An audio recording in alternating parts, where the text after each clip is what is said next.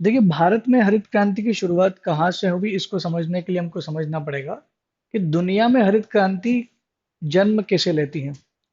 क्या घटना हुई जिससे समझ में आया कि हमें फसलों की उत्पादन में इजाफा बढ़ाना है। भारत के लिए तो क्लियर सी बात है कि भारत की बढ़ती जनसंख्या का पेट पालने के लिए, सीधे कह सकते हैं, खाद्यान्नों की समस्या भारत में हमेशा से आ रही थी। उस समय भारत में लगातार जनसंख्या वृद्धि हो रही थी और जनसंख्या के अकॉर्डिंग हमारे देश में फसल की उतनी वृद्धि नहीं हो पा रही थी। दूसरी तरफ देश एक कृषि आधारित अर्थव्यवस्था है। ऐसे में हमें कृषि उत्पादों को का निर्यात भी करना था।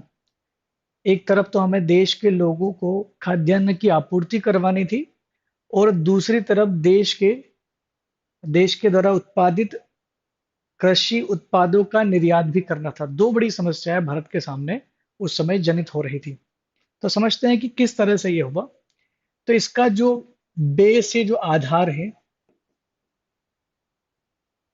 हरित क्रांति का जो आधार है, ये द्वितीय विश्व युद्ध के दौरान हुआ।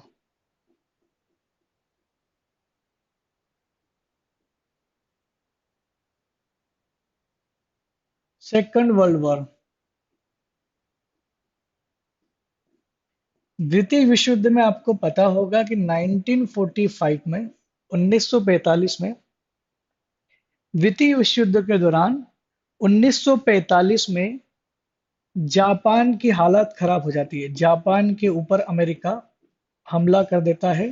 हिरोशिमा और नागासाकी पर उस समय बम गिराए गए थे। लिटिल बॉय और फेट मैन नाम के दो न्यूक्लियर अटैक किए गए थे, जिससे जापान की हालत में काफी नुकसान हो गया था। तो जापान की स्थिति को जीर्णोद्धार करने के लिए,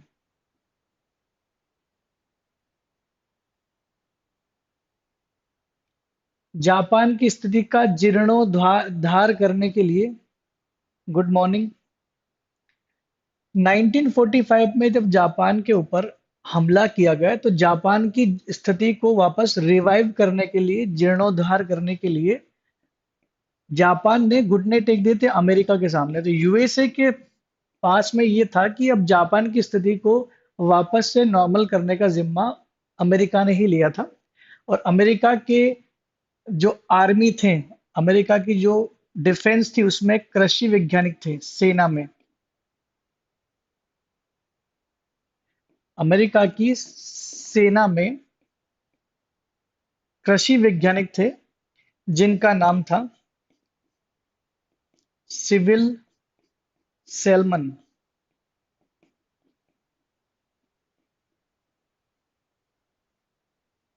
सिविल सेलमन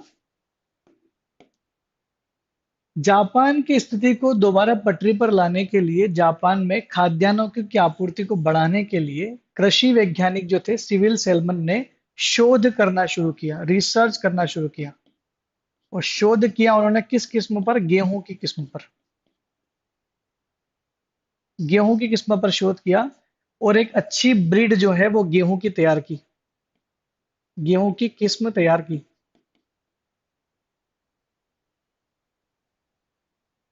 बस गेहूं का बीज तैयार करना शुरू कर दिया। Good morning.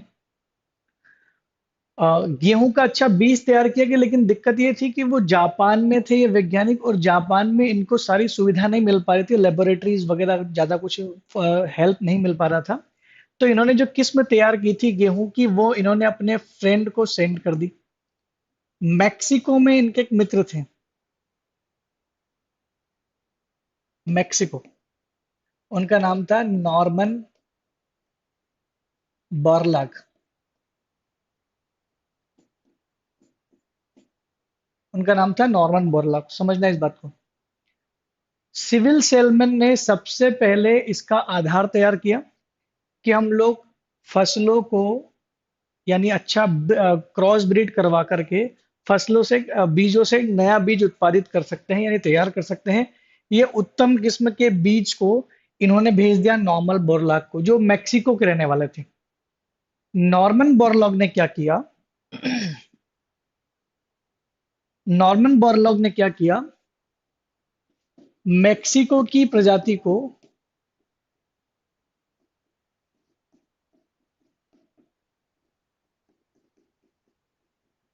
क्रॉस करवाया सेल्मन की प्रजाति से। मेक्सिको में जो गेहूं की प्रजाति थी वो छोटे गेहूं की प्रजाति थी, जबकि बड़े गेहूं की प्रजाति भेजी थी सेल्मन ने जापान से, जापान की प्रजाति का। तो जापान की प्रजाति को मेक्सिको की प्रजाति से क्रॉस क्रॉस किया गया और छोटे किस्म की, छोटे दाने की गेहूं की प्रजाति तैयार की। इसे मेक्सिको में बोया गया और मेक्सिको में हरित क्रांति की शुरुआत हुई। सबसे पहले नॉर्मन बोरलॉग साहब ने इसे मेक्सिको में ट्राई किया और मेक्सिको में उन्होंने देखा कि 6 गुना उत्पादन बढ़ जाता है, उससे 6 गुना पुरानी उत्पादन से बढ़ाया गया। किसकी वजह से? उस प्रजाति की वजह से। इसको बोलते हैं H high yielded variety sweets, HYV seeds, high yielded variety sweet. High yielded variety seeds को इन्होंने तैयार किया और मेक्सिको में उत्पादन बढ़ाया गया। और मेक्सिको के साथ साथ नॉर्मन बोरलाग ने पूरी दुनिया में इसका प्रचार प्रसार शुरू किया, क्योंकि उस समय पूरी दुनिया के लिए खाद्यान्न का संकट पैदा हो रहा था, खासकर उन देशों के लिए जो डेवलपिंग कंट्री है, जैसे भारत। भारत को भी ये बात संज्ञान में आई और इंडिया में सबसे पहले जिस प्रधानमंत्री ने इसको करने का सोचा था वो थे लाल बहादुर शास्त्री। लाल बहादुर शास्त्री। हमें शुक्रिया करना चाहिए इन इंसान का जिन्होंने सबसे पहले भारत में इसको लाने का सोचा। लाल बहादुर शास्त्री साहब ने ये डिसीजन लिया कि हम भी हमारे देश में इस तरह का कुछ करने की कोशिश करेंगे। एक्चुअल में हुआ क्या था कि लाल बहादुर शास्त्री का मुलाकात हो गया था 1963 में नॉर्मन बोरलॉग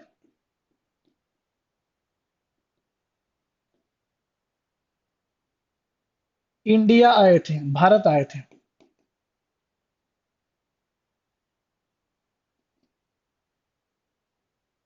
भारत आए। भारत में इनके फ्रेंड थे जिनका नाम था MS स्वामीनाथन।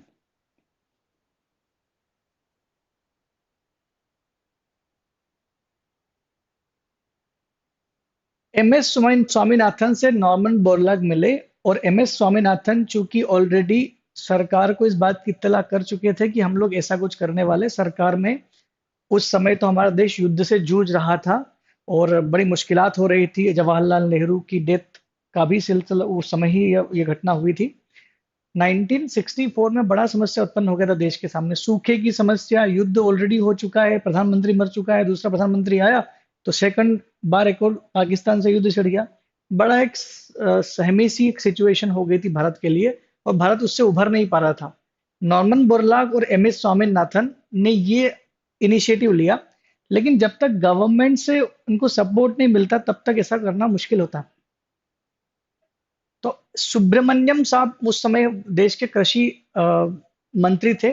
तो एग्रीकल्चर मिनिस्टर सुब्रमण्यम साहब ने स्वामीनाथन का साथ देते हुए कहा कि आप नॉर्मन बोरलॉग को लेकर के जो भी शोध करना चाह रहे आप करिए। तो इन्होंने दिल्ली में एक, आज भी है वो, कृषि शोध संस्थान है, उसका नाम है पूसा। पूसा कृषि शोध संस्थान। दिल्ली में पूसा कृषि शोध संस्थान की स्थापना की और इसमें जाकर के इन दोनों ने बीजों पर, भारत के बीजों और जो उन्होंने तैयार किए थे उनको रिसर्च करना शुरू किया। क्योंकि समस्या ये थी कि जो MS स्वामीनाथन ने बीज तैयार, सॉरी, नॉर्मन बोरलॉग ने जो बीज तैयार किया था वो मेक्सिको की जलवायु के लिए बहुत सूटेबल था। तो ये देखना था कि क्या ये भारत की जलवायु के लिए भी अच्छा है या नहीं है। तो लगातार ये प्रयास कर रहे थे और MS स्वामीनाथन ने नॉर्मन बोरलॉग के साथ मिलकर इंडिया के लिए HYV स्वीट्स का उत्पादन करना शुरू किया। उसमें काफी समय लग रहा था, लेकिन लाल बहादुर शास्त्री ने उससे पहले ही क्या कर दिया कि अमेरिका से ऐसे HYV सीड्स जो ऑलरेडी तैयार हो चुके थे उनको इंडिया में मंगवाया था। 8,000 टन हमने बीज मंगवाए थे और बीज ला करके भारत में उसको, यूपी हो या पंजाब हो या हरियाणा, इन क्षेत्रों में उसको की बुआई शुरू कर दी। वो बीज इंडियन क्लाइमेट के हिसाब से इतने सटीक नहीं थे, अच्छी उत्पादकता दे तो पाए लेकिन उतनी नहीं जितनी होना चाहिए। तब क्या हुआ, लाल बहादुर शास्त्री की डेथ हो जाती है, उसके बाद इंदिरा गांधी ने इसको शुरुआत किया अब दोबारा। इंदिरा गांधी ने क्या किया, इंदिरा जी ने 1966-67 में जब वो बीज पूरी तरह से तैयार हो गए थे इंडियन क्लाइमेट के हिसाब से, तो उन बीजों को भारत में लाया गया और नाम दिया गया हरित क्रांति। उन बीजों को भारत में लाया गया और नाम दिया गया हरित क्रांति। ठीक है, ठीक है, हरित क्रांति। तो इंदिरा गांधी ने क्या किया, 1966-67 में भारत में प्रथम हरित क्रांति की शुरुआत कर दी और गेहूं और चावल जैसी खाद्यान्न फसलों को हाई यील्डेड वैरायटी सीड्स के माध्यम से उत्पादन बढ़ाने का कोशिश किया। अब हुआ ये कि जब उत्पादन, प्रथम उत्पादन हुआ तो पता चला कि 2.5 गुना उत्पादन बढ़ गया। यानी भारत में जब हरित क्रांति की शुरुआत हुई तो हरित क्रांति का श्रेय तो जाना चाहिए लाल बहादुर शास्त्री को, लेकिन हरित क्रांति की शुरुआत करने वाली इंदिरा गांधी थी, उससे पहले खाली एक आधार तैयार किया गया था। इसलिए जब भी क्वेश्चन पूछा जाता है कि इंदिरा गांधी की भारत में हरित क्रांति की शुरुआत किस प्रधानमंत्री ने की, तो आंसर उसका आता है इंदिरा गांधी, क्योंकि हरित क्रांति नाम से उन्होंने शुरुआत की थी। दूसरी हरित क्रांति भी भारत में शुरू हुई थी 1970-80 के दशक में। 1970 1980 जब फेस होता है, इसको हम लोग सेकंड ग्रीन रिवॉल्यूशन बोलते हैं। इसका मेन यही था कि ये जो हाई यील्डेड वैरायटी सीड से संपूर्ण भारत में इसको बढ़ावा दिया जाए और पूरे भारत में इसको प्रेषित किया जाए, ताकि पूरे भारत के सभी राज्यों को ये फायदा मिले। ये जो फायदा मिला था पहली हरित क्रांति का, ये केवल 3 राज्यों तक सीमित था। ज्यादातर इन्हीं को फायदा मिला, पंजाब, हरियाणा और यूपी। क्या कारण था कि पंजाब, हरियाणा और यूपी को ही सबसे पहले चुना गया था? इनके चुनने के 2 कारण हो सकते थे। पहला कारण तो ये कि इन क्षेत्रों में ऑलरेडी सिंचाई की व्यवस्था थी उस समय बहुत अच्छी मात्रा में, और यहाँ के किसान समृद्ध थे, जो कि नए हाई यील्डेड वैरायटी सीड्स को खरीद करके बोने के लिए तैयार थे। बाकी पूरे भारत के किसी भी राज्य के किसानों ने इस बात पर गौर नहीं किया, क्योंकि भारत आजादी के बाद भारत में किसानों का खेती करने का जो व्यू था, ये जो व्यू क्या था कि हम केवल खेती करेंगे अपने सर्वाइवल के लिए, अपने सर्वाइवल के लिए, अपनी आजीविका चलाने के लिए ही किसान खेती करता है। आज भी कई क्षेत्रों में देखा जाता है कि केवल उतना ही उगाता है जितना उसकी आवश्यकता पड़ती है। तो बहुत समय लगा इस अवधारणा को बदलने में, लेकिन सबसे पहले ये काम हरियाणा, पंजाब और यूपी के किसानों ने कर दिया था। दूसरा कारण ये रहा कि क्यों यूपी और हरियाणा और यूपी और पंजाब को ही चुना गया, क्योंकि अगर आप देखेंगे तो मैक्सिको भी ट्रॉपिक ऑफ कैंसर पर ही आता है। मेक्सिको के वो क्षेत्र जो ट्रॉपिक ऑफ कैंसर के आसपास आते हैं, उन क्षेत्रों की जलवायु इस क्षेत्र की जलवायु से लगभग मैच करती है, क्योंकि सेम लेटीट्यूड में एक ही अक्षांश रेखाओं पर पड़ते हैं। इस वजह से भी इन क्षेत्रों को चुनना ज्यादा जरूरी हो गया था। मेरे ख्याल से आप समझ रहे होंगे कि क्या कारण था। तो 2.5 गुना उत्पादकता बढ़ी, ये थी आपकी हरित क्रांति। और दूसरी हरित क्रांति 1970-80 के दशक में लाई गई, जिसका मेन उद्देश्य था कि खाद्यान्न में और वृद्धि की जाए और सभी राज्यों को इसमें इन्वॉल्व किया जाए। खाली गेहूं और चावल ही नहीं, अन्य फसलों को भी हरित क्रांति के द्वारा जोड़ा गया था। ठीक है, दालों वगैरह को भी इसमें जोड़ दिया गया था। हालांकि दालों के लिए जो क्रांति की गई थी उसका नाम था येलो रिवॉल्यूशन, पीली क्रांति का नाम दिया गया था। लेकिन इसी के साथ सबको जोड़ करके सरकार ने एक काम किया। तो आपको एक चीज तो समझ में आ गई होगी कि हरित क्रांति की शुरुआत कहाँ से हुई। हरित क्रांति की शुरुआत 1945 में सेकंड वर्ल्ड वॉर के दौरान जापान की जब स्थिति का खराब हो गई थी, तो उसको रिवाइव करने के लिए यूएसए की सेना में कृषि वैज्ञानिक थे सिविल सेलमन। सिविल सेलमन साहब ने एक बीज तैयार किया शोध करके, और उस गेहूं के बीज की किस्म तैयार करके नॉर्मन बोरलॉग को भेज दी, जो मैक्सिको में थे। नॉर्मन बोरलॉग ने मैक्सिको में इस बीज पर वर्क किया, काफी रिसर्च किया, और रिसर्च करने के बाद एक नई क्रॉस ब्रीड तैयार की। जो काफी छोटे गेहूं का किस्म था, लेकिन 6 गुना उत्पादकता बढ़ा दी थी। ये 6 गुना वाली बात पूरी दुनिया सुन करके पूरी तरह से ही क्या है, शॉक्ड हो जाती है। उनको लगा कि भाई बहुत बड़ा रिवॉल्यूशन है दुनिया में। तो इसीलिए हरित क्रांति का जनक वर्ल्ड में कहा जाता है नॉर्मन बोरलॉग को। ठीक है, आगे बढ़ते हैं। भारत में लाल बहादुर शास्त्री जी जो है, इन हाई यील्डेड वैरायटी सीड्स का आयात करवाते। उस समय हमारे देश में जो मंत्री जी होते हैं, ट्रॉपिक ऑफ कैंसर इन स्टेट से नहीं निकलती है, ये ट्रॉपिक ऑफ कैंसर से ऊपर वाले स्टेट हैं। ट्रॉपिक ऑफ कैंसर तो मध्य प्रदेश से निकलती है, ये ऊपर वाले स्टेट है। और यहाँ की जलवायु मेक्सिको की जलवायु के लगभग समान है, क्योंकि मेक्सिको की जलवायु में भी, मेक्सिको भी ट्रॉपिक ऑफ कैंसर पर तो है, लेकिन उसके ऊपर भी कुछ राज्य होंगे उसके, जहां पर ये काम किया गया था।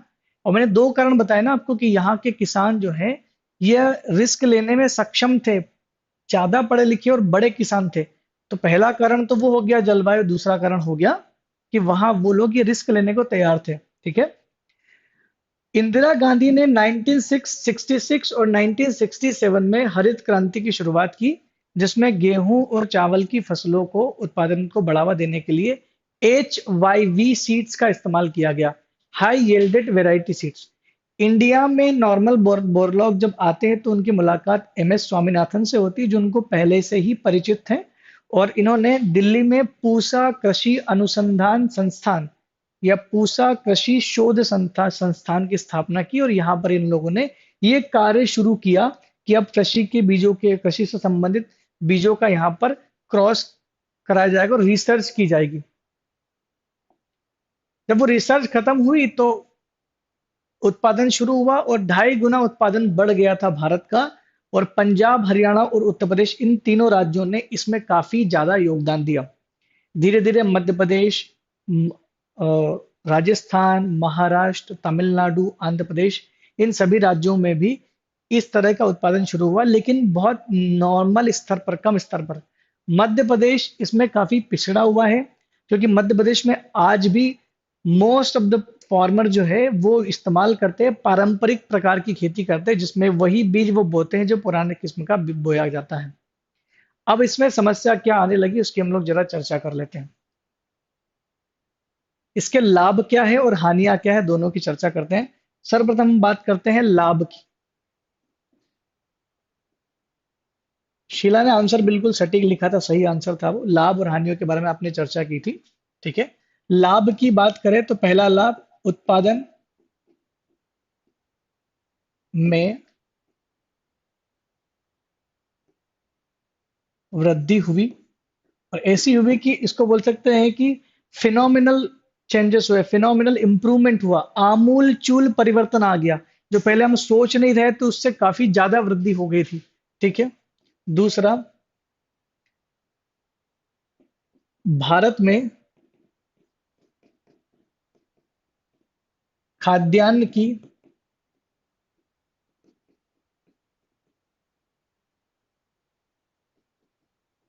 आत्मनिर्भरता बढ़ी। भारत में खाद्यान्न से संबंधित आत्मनिर्भरता को बढ़ावा मिला। तीसरा, देश के कृषि क्षेत्रफल में बढ़ोतरी। अब इंदिरा गांधी ने जब शुरुआत की थी ना इसकी, तो उसका खाली यही कारण नहीं था कि हम लोग खाली हाई यील्डेड HYV सीड्स का इस्तेमाल करेंगे हो जाएगा। इसके साथ जो दूसरा चीज चल रही थी वो ये थी, सिंचाई व्यवस्था को भी उन्होंने काफी डेवलप किया था। सिंचाई की सुविधा में बढ़ोतरी। सिंचाई की सुविधा में बढ़ोतरी, ये 4 पॉइंट बड़े इंपॉर्टेंट है। पहला ये कि भारत में खाद्यान्न की आत्मनिर्भरता बढ़ी। देश में कृषि क्षेत्रफल, कृषि जोतों का आकार बढ़ा।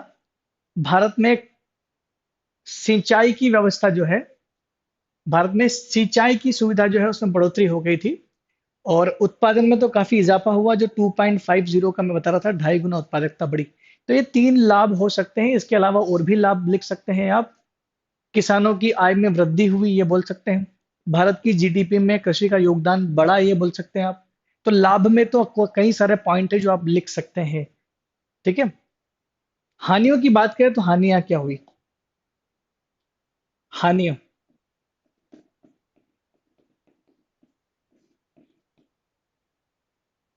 हानियां ये है कि ये HYV सीट्स, लाभ में, हानिया में जो है वो हम लिख सकते हैं HYV सीट्स महंगे होने के कारण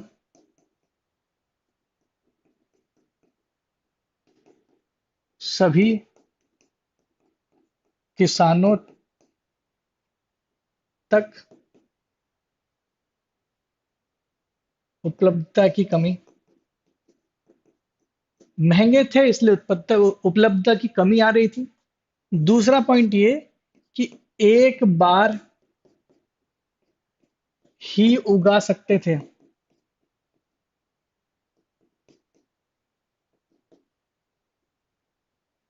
बार बार HYV बीज खरीदने की समस्या बढ़ी, खरीदने की समस्या बढ़ी।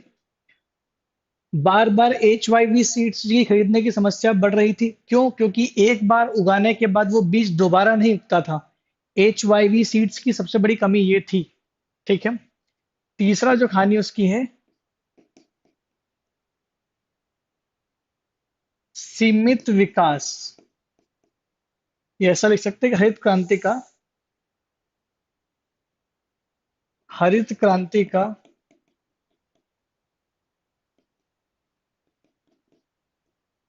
सीमित प्रभाव, जैसे केवल पंजाब, हरियाणा, यूपी तक, जबकि इसका फायदा तो छोटे किसान और गरीब राज्यों को ज्यादा मिलना चाहिए था। जब भी कोई पॉलिसी योजना आती है तो उसका मेन मोटिव ये रहता है कि जो लोग पिछड़े हुए हैं ना उस क्षेत्र में, उनको रिवाइव करना होता है, उनको आगे ले जाना होता है। लेकिन यहाँ समस्या क्या थी कि ये केवल उन्हीं क्षेत्रों में लाया गया जहां पर सक्षम किसानों की संख्या ज्यादा थी, सिंचाई की व्यवस्था ज्यादा थी। हालांकि इस हरित क्रांति के दौरान सिंचाई की व्यवस्था को वापस से जो है बढ़ावा दिया गया। सरकार लगातार बांध बना करके सिंचाई की व्यवस्था कर रही थी। इससे पहले जवाहरलाल नेहरू ने भी इस पर ध्यान दिया था। तो सिंचाई की व्यवस्था तो बढ़ रही थी भारत में, लेकिन फिर भी उन लोगों को फायदा नहीं मिला जिनके पास छोटे टुकड़े थे जमीन के। गरीब किसान के साथ समस्या ये थी कि वो बीज कैसे खरीदें। ये किसान क्रेडिट कार्ड जैसी स्कीम तो बहुत बाद में आती है।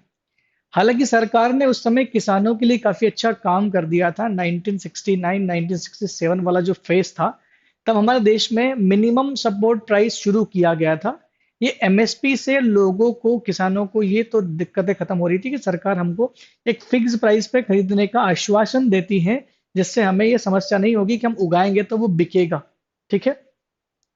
तो ये कारण आप लिख सकते हैं, तीन मेन कारण जिससे उसकी हानियां होती हैं। अब कई जगह पे लिखा है कि HYV सीड्स जो है इससे उत्पादकता में कमी आती है, और उत्पादकता में कमी नहीं आती, उर्वरता में कमी आती है, जिसके कारण क्या करना पड़ता है। अ, सर इसका कंक्लूजन कैसे देंगे? देखिए, कंक्लूजन में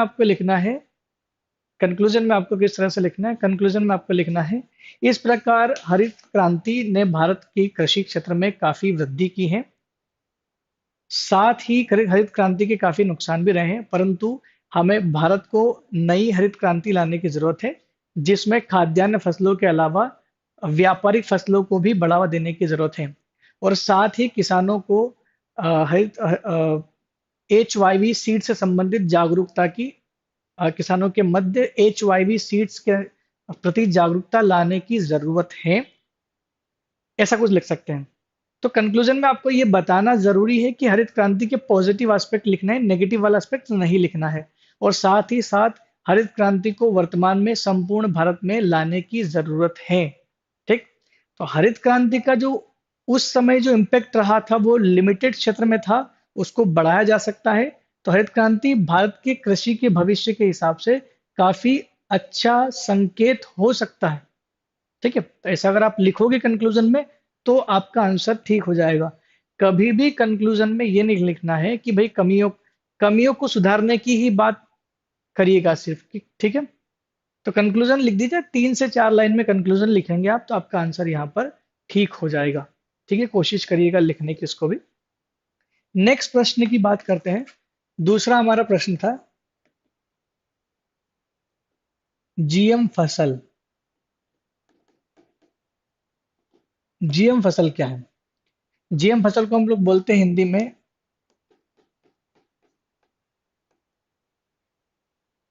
आनुवांशिक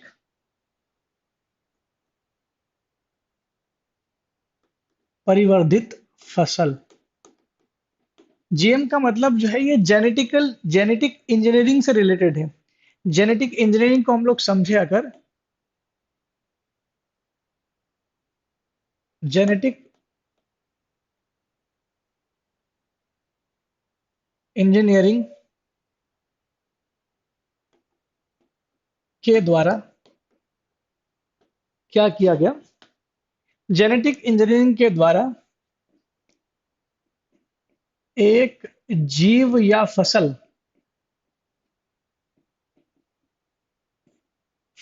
के जीन को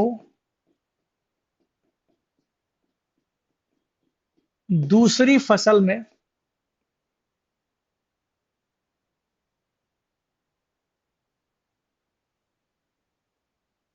डालकर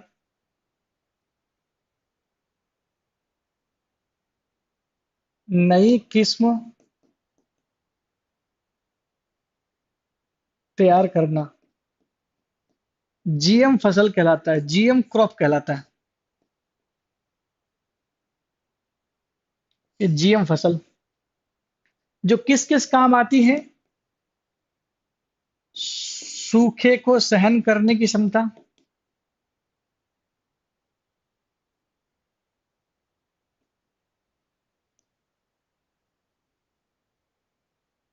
अधिक पानी को सहन करें,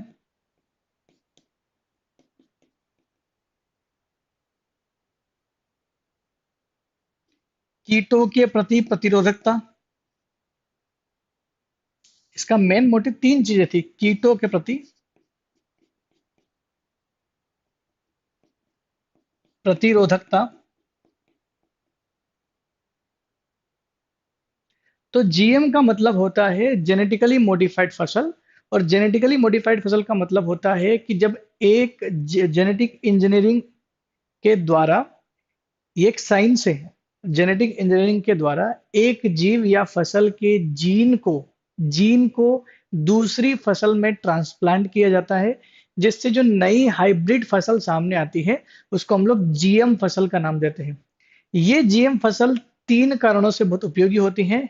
ये सूखे में को सहन करके उत्पादन दे सकती हैं, अधिक पानी गिरने के बाद भी गलने की बजाय वहां पर भी सरवाइव कर लेगी और वहां पर भी ये उत्पादन को ज्यादा प्रभावित नहीं हो इसका उत्पादन प्रभावित नहीं होगा।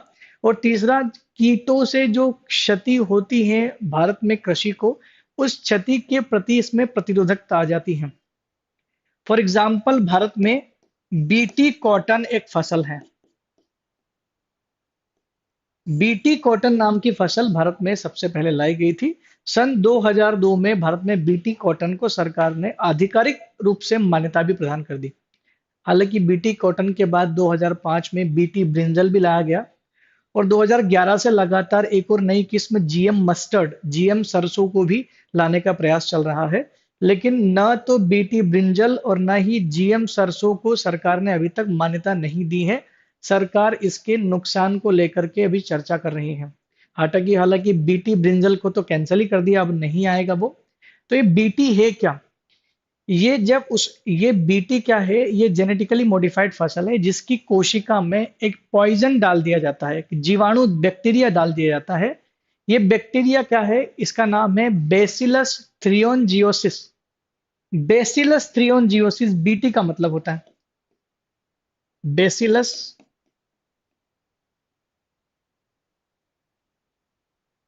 थ्रियोन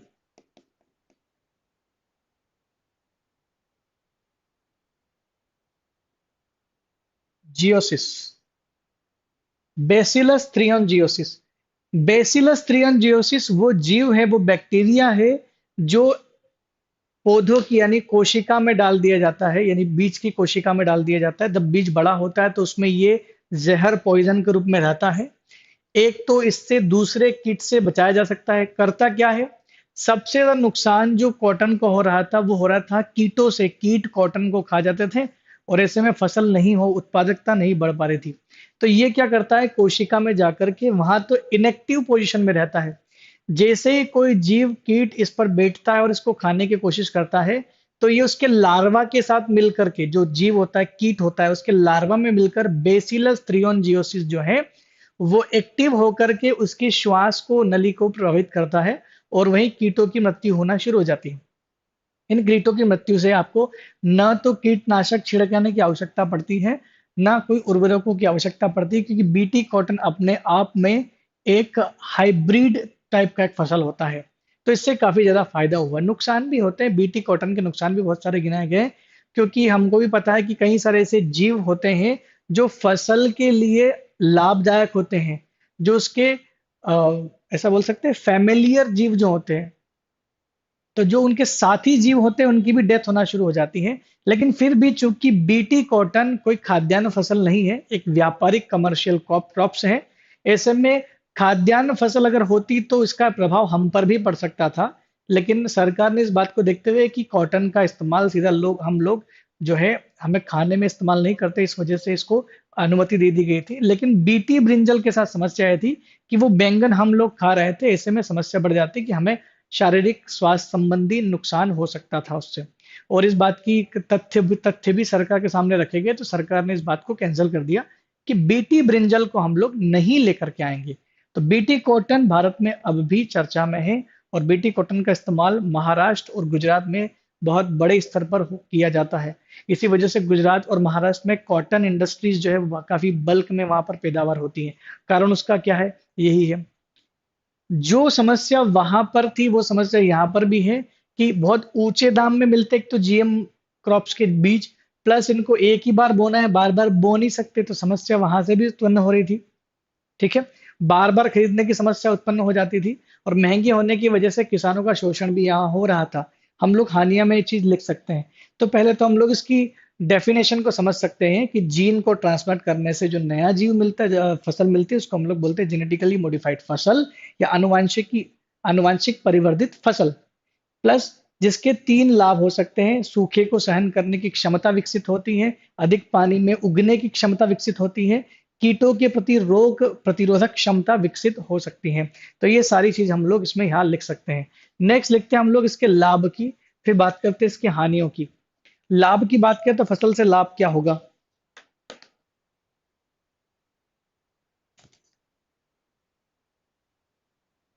लाभ नंबर एक, जो हमारे साधारण बीज थे उसकी तुलना में उसकी तुलना में उत्पादकता कहीं ज्यादा, साधारण बीज की तुलना में इसमें उत्पादकता कहीं ज्यादा हुई। तो एक फायदा हुआ इस चीज का। दूसरा फायदा है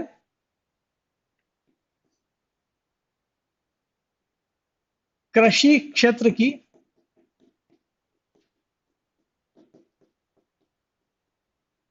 समस्या का निवारण हुआ। जैसे में आप लिख सकते हैं कीटों का प्रकोप, लिख सकते हैं कृषि से संबंधित समस्याओं का निवारण होता है, जैसे आप लिख सकते हैं कीटों का प्रकोप। ठीक, नेक्स्ट बात करते हैं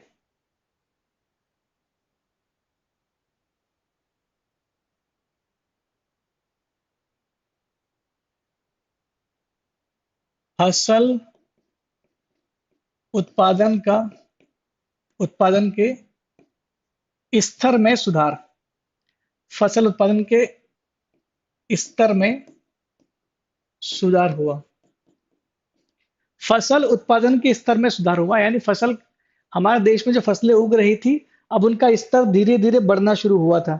यानी पहले हम लोग बहुत कम उत्पादन कर रहे थे, अब अच्छा उत्पादन होने लगा, प्लस ऐसी फसलों का उत्पादन ज्यादा होने लगा जिससे ज्यादा हमको इकोनॉमिक फायदा हो। ठीक है। और एक और किसानों के लिए फायदा ये हो गया बस कि उर्वरकों और कीटनाशकों की जरूरत नहीं।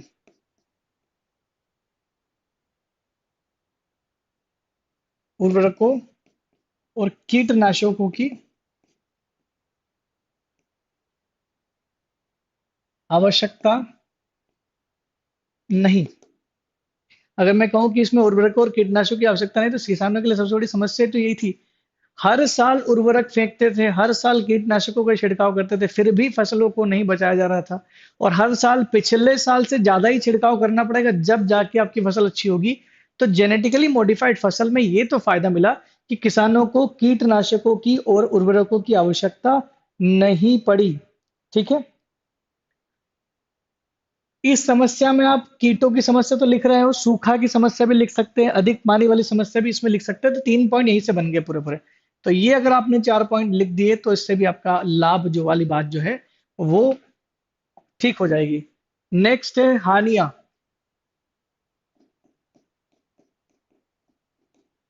नेक्स्ट है हानियां। हानियों की बात करें तो ये है लागत लागत अधिक। लागत अधिक पहला पॉइंट है। लागत अधिक क्योंकि बार बार नए बीज खरीदने पड़ेंगे। लागत अधिक क्योंकि हर बार नए नए बीज खरीदने पड़ते थे। और ये बीज कौन तैयार करती थी? ये बीज तैयार करती थी कोई मल्टीनेशनल बहुराष्ट्रीय कंपनियां तैयार करती थी, चाहे वो कोई अमेरिका की कंपनी हो, चाहे वो कोई यूके, यूएस, जापान या रशिया की कंपनियां हो। भारत में बहुत कम है जो जीएम क्रॉप का काम करते हैं, क्योंकि उनको पता है कि भारत में हरी झंडी मिलना मुश्किल है। और कई सारे देशों में, इसराइल जैसे देशों में वो लोग सरसों उगाते हैं, टमाटर, ऐसे कई सारे किस्मों पर जीएम क्रॉप्स उन्होंने लाना शुरू कर दिया है। हम लोग पीछे रह गए। लेकिन बड़े इत्तेफाक की बात है कि भारत में कहा जाता है, भारत में जो पर्यावरणविद होते हैं जो सोचते हैं कि भाई ये नुकसान हो रहा है, जीएम फसलों को नहीं लाना चाहिए, सरकार के खिलाफ क्रिटिसिज्म तैयार कर देते हैं और बार बार करते हैं कि सरकार को ये नहीं करना चाहिए, लोगों के लिए धोखा होगा ये वगैरह वगैरह। लेकिन जब डेटा सामने आया तो पता चला कि हम लोग भारत जो है सरसों का ऑलरेडी दुनिया से, कैनोला ऑयल का हम लोग ऑलरेडी पहले वहां से एक इम्पोर्ट करते हैं। सरसों और कैनोला ऑयल का बहुत ज्यादा मात्रा में इंडिया में इंपोर्ट किया जाता है। और जहां से इंपोर्ट किया जाता है वो सब जीएम क्रॉप्स ही होती हैं। यानी हम लोग जीएम का प्रोडक्ट ही इस्तेमाल करते हैं देश में, बस हम लोग उगाते नहीं हैं। क्यों? क्योंकि हमारे यहाँ उगाने से हमें लगता है कि समस्या उत्पन्न होगी। तो जब ऑलरेडी हम लोग बाहर से जहर खरीद कर खा रहे हैं, तो क्यों ना देश में ही उगा करके इसको कर लिया जाए। तो इसमें थोड़ा सरकार को सोचने की जरूरत है, और भारत की कंपनियों को ये टेंडर दिया जाए ताकि भारत में चीजें सस्ती होना शुरू हो जाए। ठीक है। तो दिक्कत क्या है? मल्टीनेशनल कंपनियां, बहुराष्ट्रीय कंपनियों का,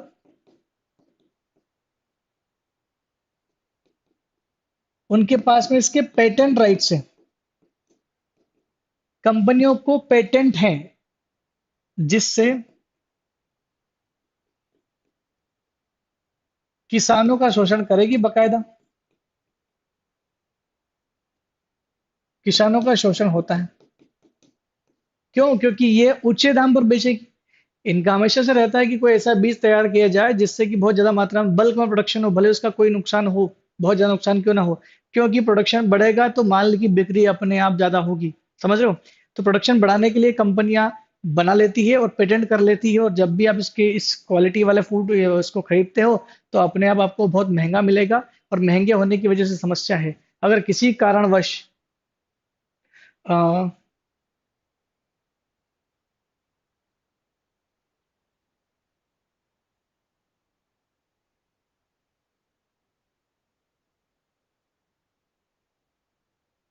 समझ में नहीं आया आपका क्वेश्चन क्या है शीला जी। सर इतने कम लोग ही पढ़ते हैं क्या? इतने कम लोग ही पढ़ते हैं मतलब? समझ नहीं मैं क्या बोलना चाह रहे हैं आप। लागत अधिक क्योंकि बार बार नए बीज खरीदने पड़ेंगे। दूसरे, बहुराष्ट्रीय कंपनियों को पेटेंट है जिससे किसानों का शोषण होता है। ठीक है। तीसरे, नेक्स्ट जो क्वेश्चन है आपका ये है कि हाइब्रिड द्वारा इस्तेमाल स्वास्थ्य संबंधी समस्या उत्पन्न होगी।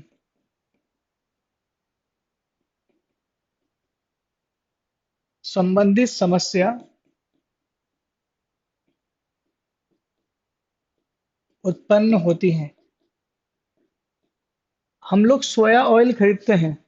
फॉर एग्जाम्पल अगर हम लोग सोया ऑयल खरीदते हैं और सोयाबीन के ऑयल में अगर जीएम क्रॉप वाली सोयाबीन ला दी जाए भारत में, तो ये जेनेटिकली मॉडिफाइड फसल जिसमें ऑलरेडी पॉइजन्स वगैरह रहते हैं जो नुकसान करती हैं, इसको हम लोग खाते हैं तो हमारे स्वास्थ्य पर इसका नेगेटिव इम्पेक्ट पड़ता है।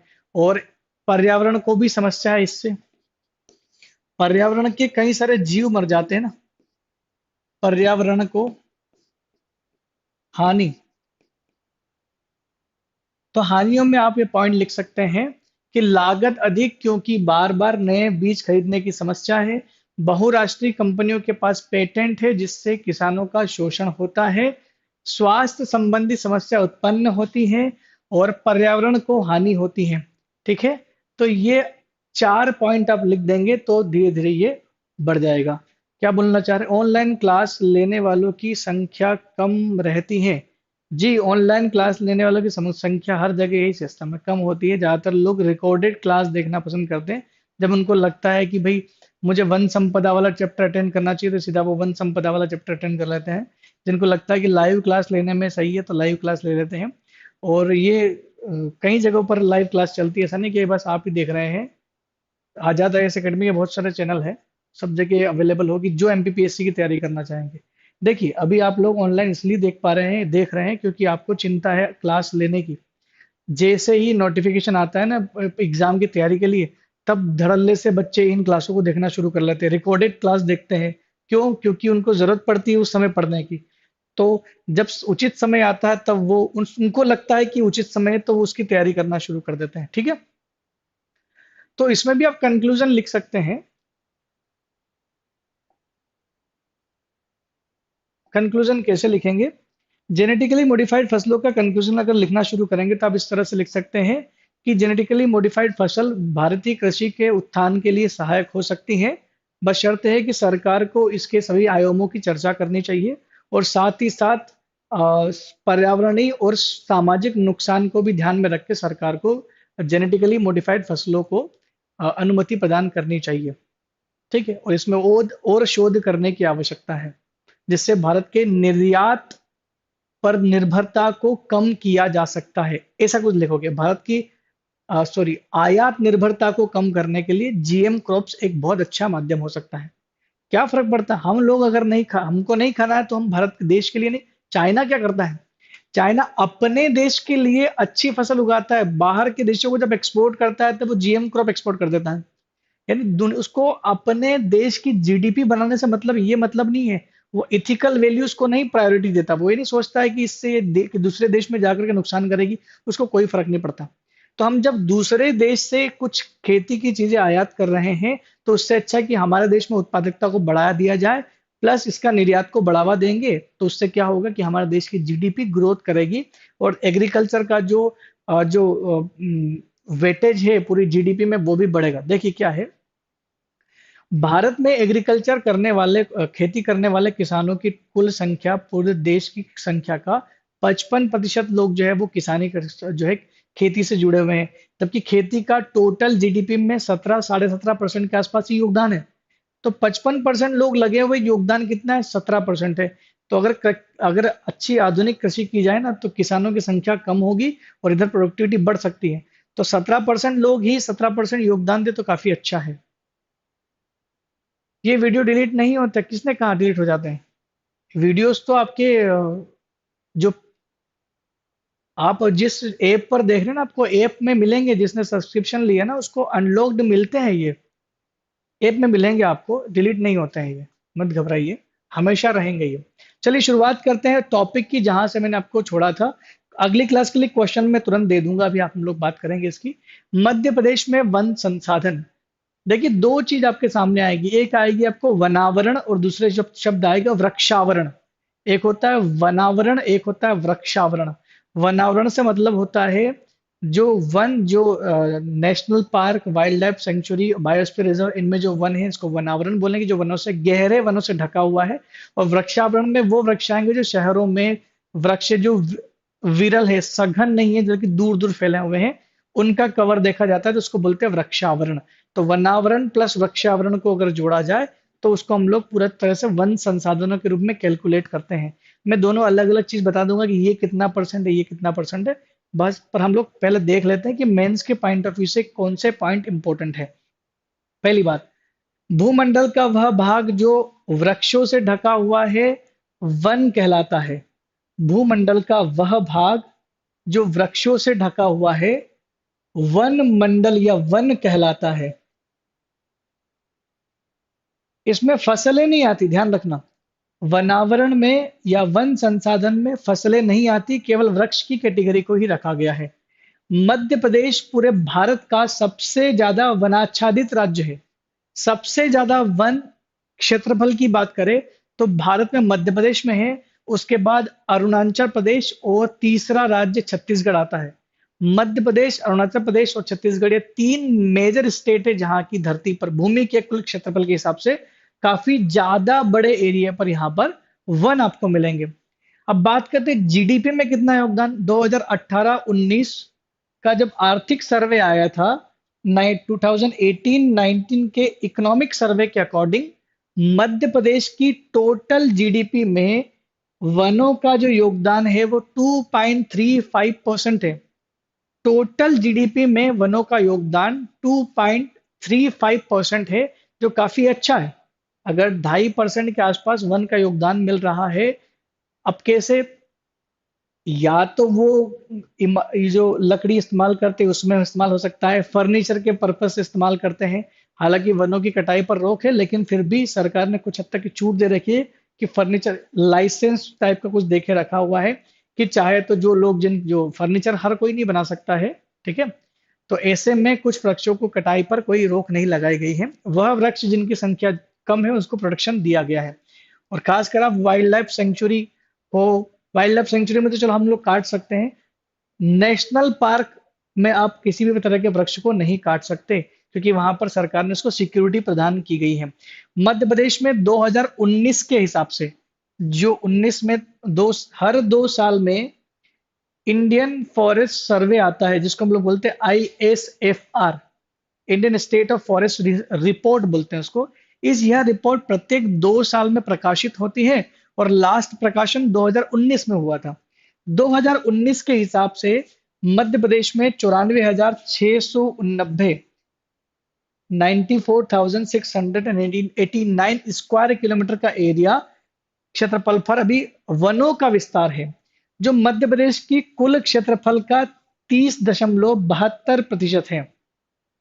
ये वनों का विस्तार की बात कर रहे हैं ना हम लोग, इसमें दोनों चीज आएगी, वृक्षावरण प्लस वनावरण, दोनों ही चीजें आती हैं, तो इसको एक साथ पढ़िएगा। तो टोटल भूमि पर हमारे यहाँ वन कितने हैं, वो आपको मिलेंगे 30.72%। पॉइंट नोट करते चलिएगा, बहुत इंपॉर्टेंट है। तो यहाँ पर सकल घरेलू उत्पाद की जीडीपी की हम लोगों ने बात कर ली है। साथ ही ये बात कर ली कि सबसे ज्यादा क्षेत्रफल के हिसाब से 3 राज्य हैं, मध्य प्रदेश, अरुणाचल प्रदेश और छत्तीसगढ़। ठीक है, आगे बढ़ जाते हैं। मध्य प्रदेश में वन संसाधनों को अलग अलग भागों में बांटा गया है। संसाधनों को प्रकार अगर पूछेंगे कि संसाधनों को किस तरह से बांटा गया है, तो वनों को निम्नलिखित 5 प्रकार से बांटा गया है। ये 5 प्रकार आपके सामने हैं, पढ़ना बहुत जरूरी है, क्योंकि मेंस में सीधा प्रश्न पूछ सकता है कि वनों को कितने आधार पर बांटा गया है। तो वनों को बांटने के टोटल 5 आधार हैं। पहला आधार जो है वो आपका जलवायु के आधार पर, क्लाइमेट के आधार पर। जलवायु मतलब सीधी सी बात है, यहाँ पर रेनफॉल को देखा जाएगा, जो बारिश हो रही है उसके अकॉर्डिंगली जो वनों का विस्तार देखा गया है कि इतने वन यहाँ, इतने परसेंट यहाँ, इतने परसेंट यहाँ पर पाए जाते हैं। तो इसके नाम दिए गए हैं, जैसे उष्ण कटिबंधीय पर्णपाती वन, उष्ण कटिबंधीय आर्द्र पर्णपाती वन, उष्ण कटिबंधीय शुष्क पर्णपाती वन। क्योंकि मध्य प्रदेश में उष्ण कटिबंधीय पर्णपाती वन ही पाए जाते हैं, यहाँ पर सदाबहार वन बहुत कम मात्रा में पाए जाते हैं। तो जो मेन जो सबसे ज्यादा मात्रा में मध्य प्रदेश में आपको वन मिलेंगे, वो उष्णकटिबंधीय पर्णपाती वन ही मिलेंगे। तो उष्णकटिबंधीय पर्णपाती वन के मिलने के कारण इन्हें तीन भाग में बांट दिया गया। हम लोग चर्चा करेंगे सब भागों की। दूसरा जो आधार दिया गया उसको बोलते हैं प्रशासन के आधार पर। मध्य प्रदेश की जो प्रशासन है इसने भी सुरक्षा के आधार पर तीन भाग में बांट दिया गया। संरक्षित वन, आरक्षित वन और जो अआरक असंरक्षित वन जिसका कोई संरक्षण या आरक्षण नहीं दिया गया है। तीन तरह से बांटा गया है। मैं सबके आधार पर जो नाम दिए गए उसकी चर्चा भी करूंगा। बस हम लोग पहले देख ले कि आधार कितने हैं। प्रजातियों के आधार पर, प्रजातियां मध्य प्रदेश में जो मेन प्रजातियां हैं उनको ही बांट दिया गया है। सागौन, साल, टीक, ये जो वृक्षों की प्रजातियां हैं, इनके आधार पर अलग अलग वनों को बांट दिया। सागौन के वन, साल के वन, तो इनको प्रजातियों के आधार पर बांट दिया गया है। नेक्स्ट जो है आपका प्रादेशिक टेरिटोरियल आधार पर, प्रादेशिक आधार पर यानी क्षेत्रीय आधार पर भी इनको वनों को बांट दिया गया है। और वन विभाग ने भी अपना एक आधार बनाया है जिसके आधार पर उसने भी इसको कैटेगराइज कर लिया है। पांच कैटेगरी है, पांचों को एक एक बार समझने की कोशिश करते हैं और इसी के साथ हम लोग पांचों को थोड़ा क्लियर भी करेंगे। ठीक है। पहला जो आधार था आपका जलवायु के आधार पर। जलवायु के आधार पर कृषि जो हमारे वन है इनको तीन भागों में बांटा गया है। जो तीन भाग कुछ इस प्रकार है। नंबर एक, उष्णकटिबंधीय पर्णपाती वन, उष्णकटिबंधीय पर्णपाती वन। दूसरा है उष्णकटिबंधीय अर्ध पर्णपाती वन, अर्ध, ये अर्ध पूर्ण पर्णपाती वन। और तीसरा है उष्णकटिबंधीय शुष्क पर्णपाती वन। ठीक है। ये अर्ध को आर्द्र भी लिखते हैं, आर्द्र पर्णपाती वन भी बोलते हैं। अर्ध सेमी डेसिडियस बोल दो या मॉइस्ट डेसिडियस बोल दो, उसमें पानी की मात्रा के हिसाब से इनको तीन को बांटा गया है। तो हमको खाली पढ़ना क्या है कि तीन आधार है। उष्णकटिबंधीय पर्णपाती वन, ट्रॉपिकल डेसिडियस फॉरेस्ट, उष्णकटिबंधीय अर्धपर्णपाती वन, ट्रॉपिकल सेमी डेसिडियस फॉरेस्ट। और तीसरा है उष्णकटिबंधीय शुष्क पर्णपाती वन, that is tropical dry deciduous forest. ये तीन चीज आप इसमें से पढ़ सकते हैं। अब इन तीनों में अंतर क्या क्या है हम लोग जरा इसको भी देख लेते हैं। जलवायु के आधार पर जो तीनों में अंतर बताए गए हैं उसकी चर्चा कर लेते हैं।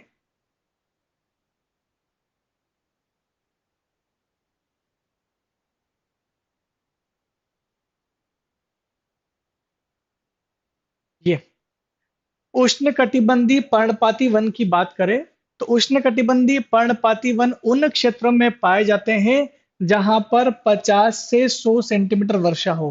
50 से 100 सेंटीमीटर वर्षा वाले क्षेत्र को उष्णकटिबंधीय पर्णपाती वन की कैटेगरी में रखा गया है।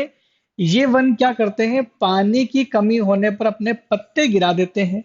डेसिडियस फॉरेस्ट का, डेसिडियस का मतलब ही होता है पर्णपाती, जो अपने पत्ते गिराते हैं। जब जाड़े का समय खत्म हो जाता है, ठंड के बाद जब गर्मी का समय आता है, पानी की कमी बहुत ज्यादा होती है। और पानी की कमी के कारण ये वृक्ष क्या करते हैं, अपनी पत्तियों को छोड़ना शुरू कर देते हैं। तो पत्तियों के छोड़ने की वजह से इन्हें पर्णपाती कहा जाता है। पानी की कमी को पूरा करने के, इसमें कौन कौन से वृक्ष मुख्यतः आते हैं, इसमें सागौन, शीशम, नीम और पीपल के वृक्ष आते हैं। टीक, रोजवुड, नीम और पीपल। तो सागौन, शीशम, नीम और पीपल के वृक्ष इसमें मुख्यतः आते हैं। और ये वन सबसे ज्यादा मध्य प्रदेश में फैले हुए हैं। अगर मैं इसको मैप से दिखाना चाहूँ, पहले हम लोग एक बार जिले देख लेते हैं, फिर मैं आपको मैप में दिखाऊंगा कहाँ पर ये मिलते हैं। सागर में आपको इस प्रकार के वन मिलेंगे, सागौन के वन। दमोह, छिंदवाड़ा, बैतूल, सिवनी और होशंगाबाद, इसके अलावा और भी जिले हैं लेकिन ज्यादातर इन्हीं जिलों में मिलते हैं। एक बार फिर से जिले में रिपीट कर देता हूं। सागर, दमोह, छिंदवाड़ा, बैतूल, सिवनी और होशंगाबाद, इन जिलों में उष्णकटिबंधीय पर्णपाती वन मिलते हैं। हम देख लेते हैं मैप में किस प्रकार से इसको बताया गया है। मैप में देखोगे आप, हम लोग बात करें उष्णकटिबंधीय पर्णपाती वनों की। उष्णकटिबंधीय पर्णपाती वन यानी ये वन, उष्णकटिबंधीय पर्णपाती वन इन क्षेत्रों में है। छिंदवाड़ा वाला रीजन है, सिवनी वाला रीजन है, और ये आपका सागर दमोह वाला रीजन आ गया इधर, ये कुछ हद तक यहाँ पर भी है। ठीक है, होशंगाबाद यहाँ आ गया। तो ये जो क्षेत्र है यहाँ पर आपको इस प्रकार के वन मिलेंगे, उष्ण कटिबंधीय पर्णपाती वन, जिसकी हम लोगों ने अभी चर्चा की। लिखना आपको क्या है कि पानी के हिसाब से याद रखना है कि 50 से 100 सेंटीमीटर पानी का जो है यहाँ पर रखा गया है। और ये अपने पानी की कमी के कारण पत्ते गिरा देते हैं। सागर, दमोह, छिंदवाड़ा, बैतूल, सिवनी, होशंगाबाद, ये ध्यान रखना आप। नेक्स्ट है उष्ण कटिबंधीय अर्ध पर्णपाती वन।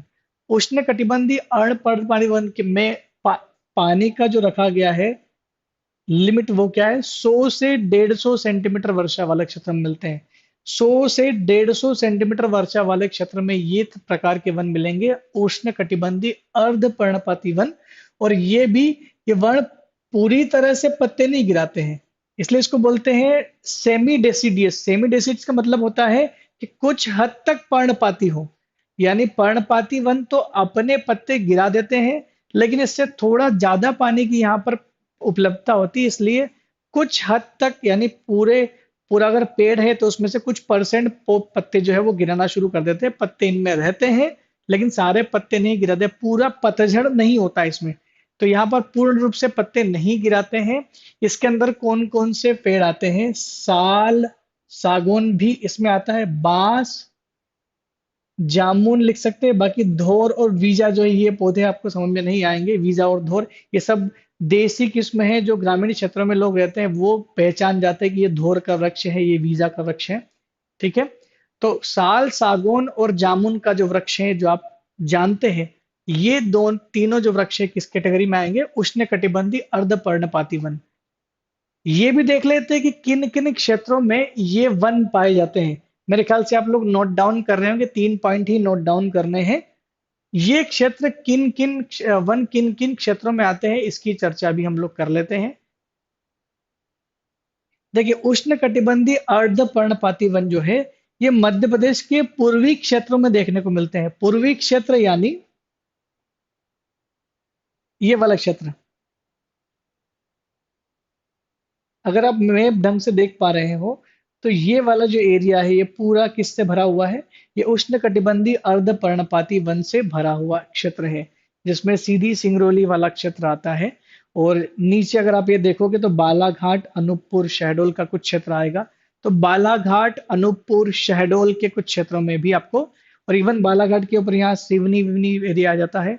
तो इन क्षेत्रों में भी जो है आपको इस प्रकार के वन देखने को मिलेंगे। कौन से वन, उष्ण कटिबंधीय अर्ध पर्णपाती वन। पूरी तरह से पत्ते नहीं गिराते हैं। खाली एक एक कीवर्ड याद रख लिया तो पूरा याद हो जाएगा। उष्ण कटिबंधीय पर्णपाती वन जिनमें 50 से 100 सेंटीमीटर पानी की आवश्यकता पड़ती है, वो पूरे पत्ते गिरा देते हैं। लेकिन उष्ण कटिबंधीय अर्ध पर्णपाती वन जिनमें पानी की उपलब्धता 100 से 150 तक होती है,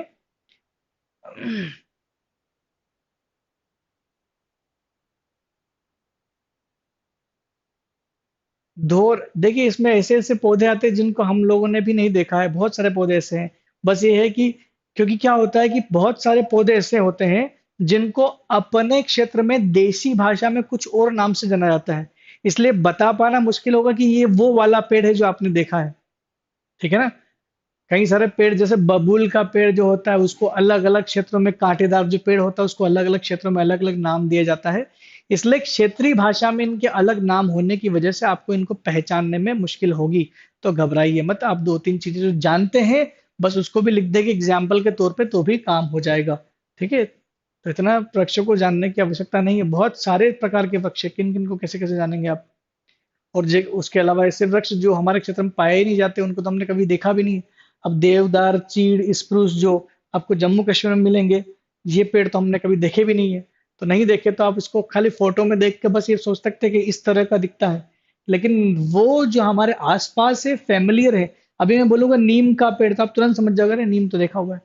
बरगद का पेड़ देखा हुआ है। तो वो पेड़ ये सब डेसिडियस फॉरेस्ट में आते हैं, जो हमारे आसपास है हम लोग उनको ज्यादा अच्छे से समझ जाते हैं। तीसरा वाला है उष्ण कटिबंधीय शुष्क पर्णपाती वन। उष्ण कटिबंधीय शुष्क पर्णपाती वन में जो वर्षा का अमाउंट है वो कितना होता है, 25 से 75 सेंटीमीटर। पूरी तरह से पत्ते गिराने पड़ते हैं। क्यों? क्योंकि वर्षा की जो मात्रा है बहुत कम मिलती है। ड्राई वाले एरिया राजस्थान में बहुत ज्यादा मात्रा में मिलते हैं, मध्य प्रदेश के पश्चिमी क्षेत्रों में बहुत ज्यादा मात्रा में मिलेंगे। बबूल, कीकर, शीशम, पलाश, तेंदू। तेंदू तो मध्य प्रदेश में बहुत ज्यादा मात्रा में मिलते हैं।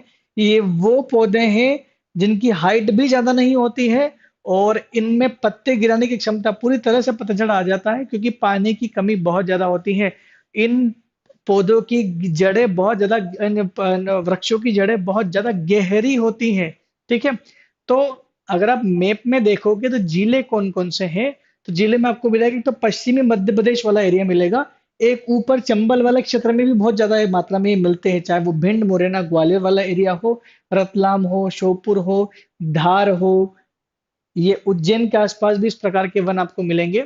तो उष्णकटिबंधीय शुष्क पर्णपाती वन उन सभी क्षेत्रों में मिलेंगे जहां पर 25 से 75 सेंटीमीटर तक वर्षा का एक ट्रेंड मिलता है। और ये सबसे कम वर्षा देखने को कहाँ मिलती है? लेस देन 75% वर्षा पश्चिमी मध्य प्रदेश में ही देखने को मिलती है, जिसमें मध्य प्रदेश का उत्तरी भाग भी इसमें कैलकुलेट करना पड़ेगा, जिसमें भिंड, मुरैना, श्योपुर और ग्वालियर भी शामिल है। आप इसको लिख लीजिए, आपको ये समझ में आ गया होगा। तो जलवायु के आधार पर मध्य प्रदेश में वनों को 3 आधार पर बांटा गया है। उष्णकटिबंधीय पर्णपाती वन, उष्णकटिबंधीय अर्धपर्णपाती वन और उष्णकटिबंधीय शुष्क पर्णपाती वन। तीनों चीजें क्लियर हो गई होगी। याद बस क्या रखना है?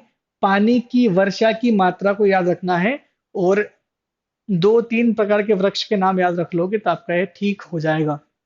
दूसरा वाला जो जो मेन था वो क्या था कि प्रशासन ने, यानी सरकार ने, शासन ने इनको 3 आधार पर बांटा है। और वो आधार क्या थे? सुरक्षा के आधार थे। सुरक्षा के आधार पर सरकार ने इसको 3 अलग अलग भागों में बांट दिया है। सबसे पहले वाली जो वन है उसको बोलते हैं हम लोग आरक्षित one, reserved forest. National park अगर आपने देखे हैं तो नेशनल पार्क को हम लोग रिजर्व फॉरेस्ट बोलते हैं। नेशनल पार्क में ही ये चीज होती है। वहां पर क्या होते हैं, जितने भी वन हैं, उनको पूरी तरह से रिजर्व कर लिया गया है, आप उनका कटाव या कुछ भी नहीं कर सकते। क्यों? क्योंकि सरकार का सीधा और कठोर नियंत्रण रहता है। क्योंकि अगर इन क्षेत्रों में आप पेड़ों की कटाई करते पाए गए तो आपके खिलाफ कार्यवाही, उचित कार्यवाही की जाएगी। वो एक पनिशेबल अफेंस माना जाता है। इन क्षेत्रों में लोगों का प्रवेश भी वर्जित है। और सबसे ज्यादा आरक्षित वन का जो दायरा है, जो एरिया है, वो आपको खंडवा जिले में मिलेगा। खंडवा जिले में सबसे ज्यादा आरक्षित वन है। और खंडवा जिला भी क्यों है? क्योंकि खंडवा जिले में पुनासा डैम बनाया गया था, जिसके आसपास बहुत बड़ी मात्रा में, करोड़ों संख्या में पेड़ है। उनको लोगों के विरोध करने के बाद सरकार ने बहुत ज्यादा आरक्षण दिया है, तो वहां पर पेड़ों को बचाया जाता है, बचाया गया है। इसलिए आपको देखेंगे कि आरक्षित वनों की संख्या सबसे ज्यादा वहां पर आपको मिलेगी। नेक्स्ट है आपका संरक्षित वन। संरक्षित वन जो है वो राज्य सरकार द्वारा नियंत्रित किए जाते हैं। ये वन केंद्र सरकार की जिम्मेदारी है, नेशनल पार्क है तो। और ये जो दूसरे संरक्षित वन जो होते हैं, प्रोटेक्टेड एरिया जो होते हैं, ये राज्य सरकार की जिम्मेदारी है कि इन वनों को प्रोटेक्शन प्रदान किए जाए। ठीक है। इसमें वन को काटना तो पूरी तरह से नियंत्रित है, लेकिन लोगों की आवाजाही पर प्रतिबंध नहीं है। क्यों? क्योंकि यहाँ पर ईंधन के लिए लकड़ी और पशु चारण में कुछ हद तक छूट दे के रखी है। वहां के जो लोकल लोग हैं या जनजातियां हैं, जो गांव वाले आसपास रहते हैं, उनको केवल किस पर्पस से? ईंधन के पर्पस से और पशु चारण के पर्पस से छूट मिलती है। वो फर्नीचर के पर्पस से किसी पेड़ को नहीं काट सकते।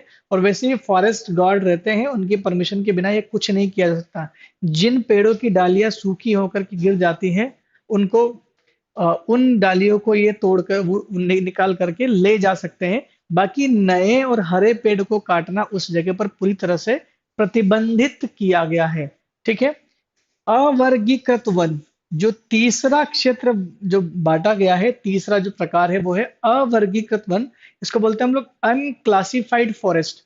अनक्लासिफाइड फॉरेस्ट वे क्षेत्र जिनके अंदर पेड़ काटने और मानव गतिविधियों पर कोई रोक नहीं है, बस वो उगे हुए हैं, आप जहां चाहे जा सकते हैं उन क्षेत्रों में। और जितना चाहे पेड़ काट सकते, कोई प्रतिबंधित वहां पर नहीं रखा गया है। लेकिन हाँ, उन पेड़ों को, जो पेड़ खासकर बहुत ज्यादा इकोनॉमिकली बहुत ज्यादा इंपॉर्टेंट है, उन पेड़ों पर फिर भी प्रतिबंध है। लेकिन नॉर्मली यहाँ पर वैसे पेड़ बहुत कम मिलते हैं, नॉर्मल पेड़ मिलते हैं, तो इनको काटा जा सकता है फर्नीचर के पर्पज से। तो अवर्गीकृत वन वो वन है जो दूर दूर फैले हुए, जिनका कैलकुलेशन सरकार न के बराबर करती है। लेकिन ज्यादा सघनता में जो वन मिलते हैं वो ये प्रकार के वन मिलते हैं, इनको प्रोटेक्शन देना बहुत जरूरी है। तीन तरह के वन मैंने आपको बताए, शासन के अनुसार इनको तीन तरह में कैटेगराइज किया गया है। पहला है आपका आरक्षित one, that is called reserve forest, जैसे नेशनल पार्क, जिसको सेंट्रल गवर्नमेंट ऑथराइज करती है। दूसरा जो है वो आपका संरक्षित वन, जिसको हम लोग बोलते हैं प्रोटेक्टेड फॉरेस्ट, इसका सारा जिम्मा स्टेट गवर्नमेंट के पास में होता है, लेकिन यहाँ पर टोटल कंट्रोल नहीं होता है, यहाँ पर ईंधन के लिए और पशु चारण करने की छूट दी जाती है। और तीसरा है अनक्लासिफाइड फॉरेस्ट, यानी अवर्गीकृत वन, जिसके अंतर्गत सभी प्रकार की छूट दी जाती है, चाहे वो मानव गतिविधियां हो, चाहे वो अन्य गतिविधियां, सब तरह की छूट इसमें दी गई हैं। मेरे ख्याल से ये भी चीज समझ में आ गई होगी। हमने अभी दो प्रकार पढ़े हैं, केवल दो प्रकार, कौन कौन से? जलवायु के आधार पर वनों का वर्गीकरण, और दूसरा प्रकार हमने पढ़ा है कि प्रशासन के आधार पर वनों का वर्गीकरण। तो जलवायु और प्रशासन के आधार पर वनों का वर्गीकरण आपके सामने कुछ इस तरह से था। मेरे ख्याल से दो चीजें तो आपको क्लियर हो गई होगी। तीसरे प्रकार की बात कर लेते हैं, प्रजाति के आधार पर वनों के प्रकार। प्रजाति के आधार पर वनों के प्रकार, तो इसमें तीन चीज बांट दी गई है। एक बांटा गया टीक यानी सागौन के वन, दूसरा बांट दिया गया साल के वन, और तीसरा बेम्बू यानी बांस के। इन तीन भागों में बांटा गया, ऐसा नहीं कि और भी चीजें हैं, लेकिन सागौन के वन, साल के वन और बांस के जो वन है, ये एक ही प्रजाति में बहुत ज्यादा सघनता में पाए जाते हैं। बाकी जैसे मान लो नीम का पेड़ है, तो ऐसा आपको नेशनल पार्क में ऐसा नहीं दिखेगा कि नीम ढेरों संख्या में नीम उगे हुए हैं। ये बहुत अलग अलग जगह दूर दूर उगते हैं। लेकिन इन वनों की खासियत ये है कि ये बल्क में बहुत बड़े क्षेत्रफल को कवर करते हैं। यानी सागौन, एक ही मुश्त सागौन उगे हुए बहुत दूर दूर तक, कई सारे स्क्वायर किलोमीटर में फैला हुआ सागौन का वन है, इसलिए इनको तीन भाग में बांट दिया गया सघनता की वजह से। मध्य प्रदेश, ये क्वेश्चन एमपीपीएससी प्री में इस बार आया था, कितने परसेंट क्वेश्चन आया था। मध्य प्रदेश में सागौन के वन का क्षेत्रफल टोटल 17.8% है।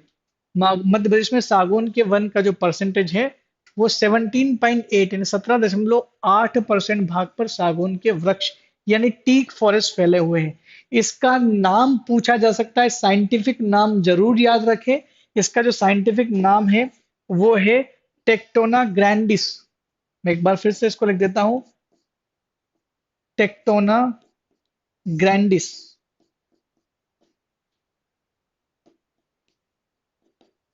टेक्टोना ग्रैंडिस, टेक्टोना ग्रैंडिस इसका साइंटिफिक नेम है, वानस्पतिक नाम बोल सकते हैं। ठीक है। और ये मध्य प्रदेश में सबसे ज्यादा क्षेत्रफल पर पाए जाते हैं, 17.8। मध्य प्रदेश में वह वन जो दूसरे नंबर पर है उसको हम लोग बोलते हैं साल के वन। साल के वन का वानस्पतिक नाम जो बॉटनिकल नेम जो है वो है सोरिया रोबस्टा। सोरिया रोबस्टा बोलते हैं, सेबस्टा लिखा हुआ है, सोरिया रोबस्टा इसका साइंटिफिक नेम है। और क्षेत्रफल के हिसाब से ये 16.54% है, 16.54% है। मध्य प्रदेश में सागौन के वन का क्षेत्रफल ज्यादा है, साल का कम है। भारत की बात की जाए तो भारत में साल के वनों का परसेंटेज ज्यादा है, भारत में ये ज्यादा है ये कम है, और इन मध्य प्रदेश में ये ज्यादा है और ये कम है, ये ध्यान रखना बस। तीसरे नंबर पर जो प्रजाति का नाम बटा के बांस वाली प्रजाति बाती बाती के, उसका बॉटनिकल नेम ध्यान रखना। बाकी परसेंटेज तो काफी कम है, इस वजह से नहीं लिखा गया है। वानस्पतिक नाम की बात करें, बॉटनिकल नेम की बात करें, उसको बोलते हैं बंकुसोइड डेड्रोकेलेमस, बोलते हैं बंकुसोइड डेट्रोकेलेमस। शायद क्लियर नहीं दिख रहा होगा आपको उसमें, डेट्रोकेलेमस, बंकुसोइड डेट्रोकेलेमस, ये इसका साइंटिफिक नाम है। तो तीन आधार पर, प्रजातियों के आधार पर बांटे गए हैं, सागौन, साल और बांस के वृक्ष। मेरे ख्याल से यहां भी चीज क्लियर हो गई होगी, समस्या यहां पर भी नहीं होगी। प्रजाति के आधार पर हम लोगों ने देख लिया। आगे चौथा वाला प्रकार पढ़ लेते हैं। देखिए मिक्स्ड फॉरेस्ट भी आप इसमें लिख सकते हैं। ये तीन प्रजाति के अलावा एक चौथा प्रजाति ने बना दिया मिक्स्ड फॉरेस्ट, जिसमें कई प्रकार के वन आ जाते हैं। बबूल, खेर, खेजड़ी, महुआ, पे पलाश, तेंदुपत्ता, ये मिक्स्ड वाले फॉरेस्ट भी मिलते हैं, कि एक ऐसा जंगल जिसमें ये अलग अलग प्रकार के वन मिल रहे हैं। ये तो एक सिंगल प्रजाति वाले वन मिलेंगे आपको, लेकिन मिक्स फॉरेस्ट में आपको कई सारे प्रजातियों का मिक्सचर मिल जाता है जो कई सारे जिलों में है। तो मिश्रित वन को भी इसमें मेंशन किया जा सकता है, लेकिन तीन तो आप ध्यान रखना जो आपको साल, सागौन और बांस का दिया गया है, ठीक है। प्रादेशिक आधार पर वनों की संख्या, प्रादेशिक आधार पर यानी मध्य प्रदेश में, ये मैप देख रहे हैं आप, मध्य प्रदेश में मैप में तीन अलग अलग भागों में इसको बांटा गया है। तीन अलग अलग भागों में बांटा गया है इसको। एक बांटा गया है आपका दक्षिणी नर्मदा प्रदेश, यानी किस जगह पर कौन से वाले वनों का ज्यादा क्षेत्रफल है उसके हिसाब से बांट दिया गया है। प्रादेशिक क्षेत्रफल की बात करें तो नर्मदा, दक्षिणी नर्मदा क्षेत्र आते हैं। इसमें बहुत ज्यादा मात्रा में वन मिलते हैं, क्योंकि यहाँ पर वनों का कंसंट्रेशन काफी सघन है। इसीलिए इसको कलर दिया गया है डार्क ग्रीन कलर। यहाँ पर वनों का जो एरिया है वो बहुत ज्यादा सघन है। यहाँ पर वन ज्यादा मात्रा में और पास पास मिलते हैं, इस वजह से यहाँ पर अति सघन वन कहा जाता है। इसमें साल, बांस, महुआ और सागौन के वृक्ष आते हैं। साल और सागौन और बांस, ये तीन इंपॉर्टेंट चीजें, इन तीनों के वृक्ष आपको मिलेंगे बालाघाट, होशंगाबाद और मंडला। क्या कारण है कि यहाँ पर सघन वन मिलते हैं? तो देखिए यहाँ पर क्लाइमेटिक कारण आपको ध्यान रखना पड़ेगा। वनों की सघनता का सीधा संबंध वर्षा की मात्रा पर डिपेंड करता है। सबसे ज्यादा वर्षा जिस क्षेत्र में होगी उस क्षेत्र में आपको ज्यादा सघन वन दिखाई देंगे, और ज्यादा ही होगी तो सदाबहार वन दिखाई देंगे। इस वजह से भारत, मध्य प्रदेश का पूर्वी जो क्षेत्र है ना, पूरा ये वाला क्षेत्र जो है, ये जिसमें दिया गया है ये वाला क्षेत्र, यहाँ पर वर्षा की मात्रा 140 से 165 सेंटीमीटर तक होती है। तो 140 से 165 सेंटीमीटर तक अगर वर्षा होगी तो ऑब्वियसली बात है यहाँ पर ज्यादा सघनता में वृक्ष पाए जाएंगे। तो ये ध्यान रखना, बालाघाट, होशंगाबाद, मंडला जिला इसमें अव्वल है। दूसरा जो क्षेत्र बांटा गया है सघन वन, उसको बोलते हैं विंध्य कैमूर क्षेत्र। पहला क्षेत्र है अति सघन वन, दूसरा है सघन वन, जहां पर वर्षा की मात्रा इतनी ज्यादा तो नहीं है, लेकिन फिर भी काफी मात्रा वहां पर है। 100 से 140 के बीच में है, 100 से 125 सेंटीमीटर का क्षेत्र जो है ये है सघन वन। यानी बुंदेलखंड और बघेलखंड, बघेलखंड रीजन और बुंदेलखंड के कुछ क्षेत्र इसमें आते हैं जहां पर सघन वन आपको दिखाई देंगे। और ये विंध्य केमूर का क्षेत्र, विंध्यांचल पहाड़ी की केमूर वाला रीजन का क्षेत्र है। इसमें मुख्यतः जो पौधे आते हैं, वृक्ष आते हैं, शीशम, तेंदुपत्ता और पीपल का पेड़ आता है। शीशम, तेंदुपत्ता और पीपल के वृक्ष खासकर इसमें आते हैं। अब इसमें देखिए सागर, दमोह, कटनी और सतना। सागर, दमोह, कटनी और सतना, ये सब क्षेत्र आपको यहीं पर मिल जाएंगे। सागर, दमोह, कटनी और सतना, ये वह क्षेत्र है जहां पर आपको सघन वन दिखाई देते हैं। नेक्स्ट जो अंतिम है आपका वो है शिवपुरी मुरैना क्षेत्र, जहां पर विरल वन मिलते हैं। शिवपुरी मुरैना क्षेत्र बस नाम दिया गया, इसके अलावा और भी क्षेत्र आते हैं। शिवपुरी मुरैना क्षेत्र में विरल वन मिलते हैं, यानी इनकी कॉन्सेंट्रेशन कम है और पानी की मात्रा काफी यहाँ पर कम होती है। मैंने वैसे ही बताया था कि पूरा पश्चिमी एरिया जो है ये पानी से जूझता है। 75% से भी कम वर्षा, सबसे कम वर्षा पश्चिमी क्षेत्र में होती है, ठीक है। तो ये सबसे कम वर्षा होती है। तो ये कौन कौन से क्षेत्र आपके? बबूल, पलाश, खेर, बेर आदि। बबूल, कला, पलाश, खेर, ये सब बबूल कांटे वाले वृक्ष है। ये सब उस जगह उगते हैं जहां पर डेजर्ट में मिल जाएंगे आपको। तो डेजर्ट वाले जो रीजन है, आपको जिस वहां पर जो वृक्ष मिलते हैं वो सभी वृक्ष इसी प्रकार के आपको मिलेंगे। मुरैना, ग्वालियर, रतलाम, मंदसौर, और भी आपको मैप में दिख रहा है पूरा एरिया देख लीजिए, पूरा मालवा वाला एरिया आ गया, और पूरा आपका ये ग्रिड क्षेत्र आ गया, ग्वालियर, श्योपुर, शिवपुरी, भिंड, मुरैना, नीमच, मंदसौर, धार, रतलाम, उज्जैन, आगर, शाजापुर, मंदसौर और इंदौर, ये सब रीजन आपके किस में आएंगे? आपके आएंगे विरल वन में। इवन भोपाल में भी वन आपको ज्यादा नहीं मिलेंगे, तो विरल वन आपको समझ में आ गया मेरे ख्याल से। ठीक है, चलिए लिख लेते हैं आप क्वेश्चन। क्वेश्चन लिखिए जरा और अगली क्लास में उसका आंसर दीजिएगा। इसके आगे की क्लास हम लोग आगे कल की क्लास में इसको कंप्लीट करेंगे। प्रश्न है आज का कि मध्य प्रदेश की वन स्थिति को समझाते हुए, ऐसा लिखिए कि मध्य प्रदेश में वन स्थिति को समझाइए। Explain the forest status of Madhya Pradesh. Madhya Pradesh में वन स्थिति को समझाइए। ठीक है, तो ये एक प्रश्न आप कर लीजिए, इसका आंसर लिख के लाइएगा। वन स्थिति में आपको क्या लिखना है मैं बता दूंगा कल की क्लास में। आज की क्लास में इतना काफी है। थैंक यू वेरी मच, और नोट्स बनाइए अच्छे से ताकि आपको फायदा मिले।